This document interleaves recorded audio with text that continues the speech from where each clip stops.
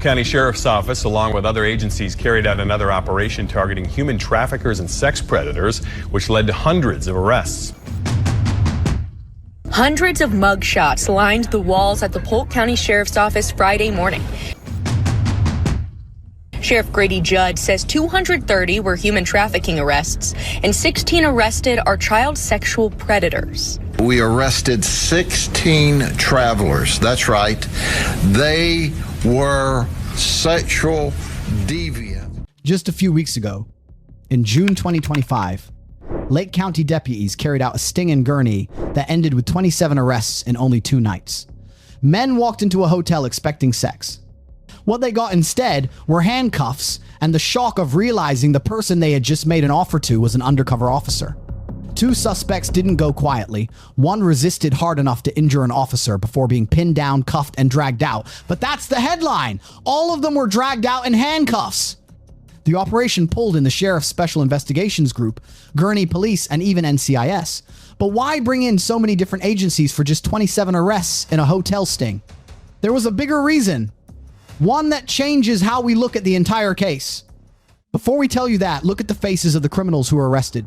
Among them was Jameer D., Holmes of Zion, Jesus' Navarrete Vega of Gurnee, who damaged the hallway during his arrest, Davis Matute Moncada of Zion, who reportedly kneed an officer in the face, Argyle Piense of Gurnee, and more. The operation itself was carefully built. Undercover detectives placed online ads, the same kind of ads traffickers often use to sell victims. When a suspect responded and showed up at the Gurnee area hotel, officers moved in. The tactic was precise. Phone call, hotel room, knock at the door, then an arrest. It's a setup that looks almost routine, but the results were anything but. Every man who showed up walked away facing a solicitation charge, and a few carried extra baggage. Resisting arrest meant additional counts. One suspect was caught with narcotics. It was Argyle Piense. This detail stacked his charges even higher. But what raised eyebrows was not just the number of arrests, it was the lineup of agencies. This was not just Lake County Sheriff's deputies going undercover. The Special Investigations Group was on the ground. Gurnee Police joined in. And then there was NCIS, the Naval Criminal Investigative Service. You don't bring in NCIS unless there is a larger concern. Their presence at a suburban hotel bust raised one big question: that why here, why now, and why them? Sheriff John Eidelberg answered part of it. In his official statement, he emphasized that the operation was not only about locking people up, they are trying to target the demand side. Without buyers, trafficking networks cannot thrive. Suppression initiatives like this are designed to choke off the market by making sure would-be customers think twice before walking into a hotel room. Eidelberg said that he wanted to make sure that if you show up expecting to buy sex in Lake County, you risk walking out in handcuffs. Still, the question is, if the strategy is about demand, why the full force of multiple agencies, including one that usually investigates crimes involving military communities? There's a bigger reason behind that decision. But before we get there, let's take a step back and look at why Lake County is not just another suburb on the map. Lake County might not sound like the first place you would expect human trafficking stings to keep popping up, but history tells a different story. This June operation was not a one-off. It was part of a long-running fight that stretches back years, and the numbers make it clear.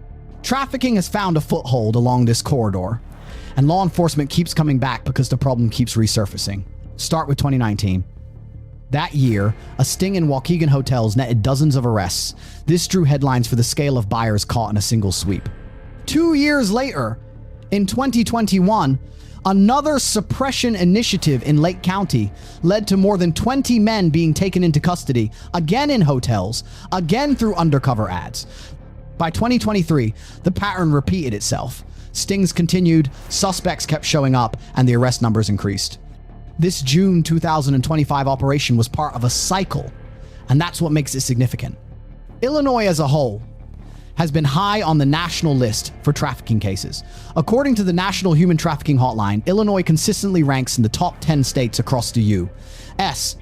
for reported trafficking activity. That's not a list anyone wants to be on, but the numbers don't lie.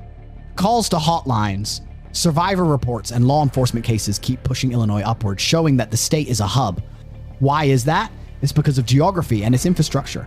The I-94 corridor runs straight through Lake County, connecting Chicago to Milwaukee. That stretch of highway has become a major trafficking route. Hotels along that corridor are convenient, discreet, and easily accessible. Traffickers move victims through them quietly, often staying a night or two before pushing on to the next city. A 2022 case revealed that traffickers were arrested moving women through hotels along I-94, using the exact same spaces where undercover stings later trapped buyers. The connection is obvious.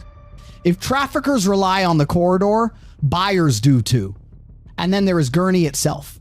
On paper, it's a family-friendly destination. Six Flags Great America, Gurney Mills Outlet Mall, and a stream of tourists who come and go every weekend.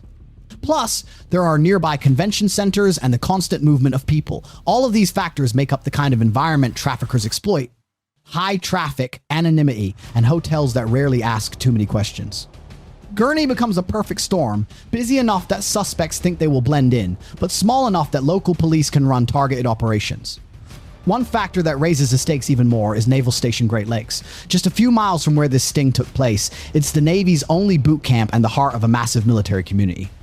Each year, thousands of recruits pass through its gates, along with instructors, sailors' families, civilian employees, and contractors. That constant movement creates a community that needs strong protection. This is where NCIS comes in. Their role goes beyond investigating crimes on the base. They are tasked with safeguarding the entire military community around Great Lakes.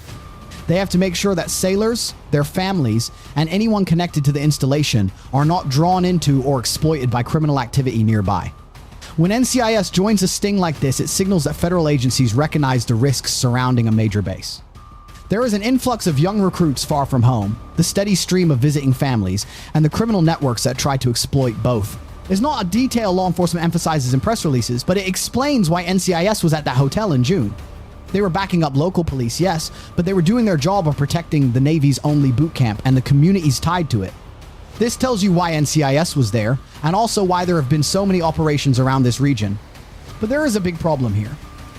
Every few years, the same suppression operations roll out. They catch dozens, they make headlines, but the problem doesn't vanish. That's the controversial part. Each sting proves that the demand is still there, waiting for the next opportunity. Sheriff Eidelberg's demand suppression strategy is aimed at breaking that cycle, but critics argue that arresting buyers won't be enough. Advocates point to deeper issues, like traffickers exploiting vulnerabilities, victims coerced into silence, and systemic gaps that allow the corridor to stay active year after year. So when 27 men were hauled out of a Gurney hotel in June 2025, it was part of a documented pattern. Lake County has become a front line in Illinois' trafficking problem. Illinois has been here before, back in 2019.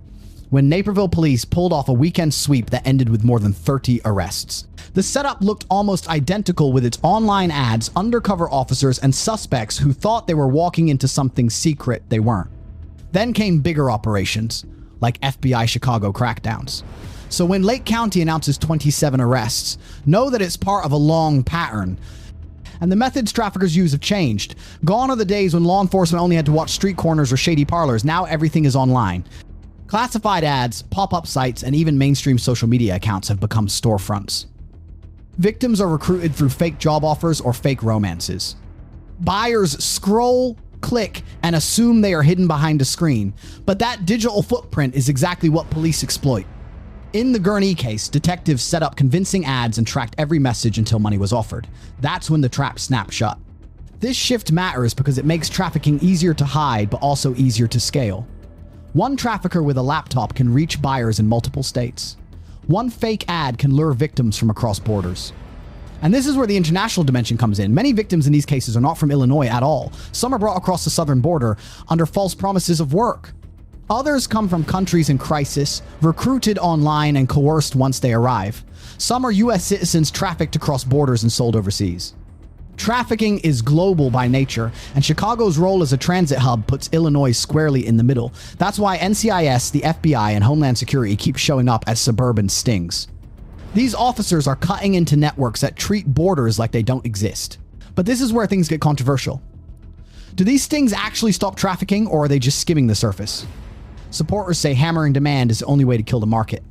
Arrest the buyers and traffickers lose money.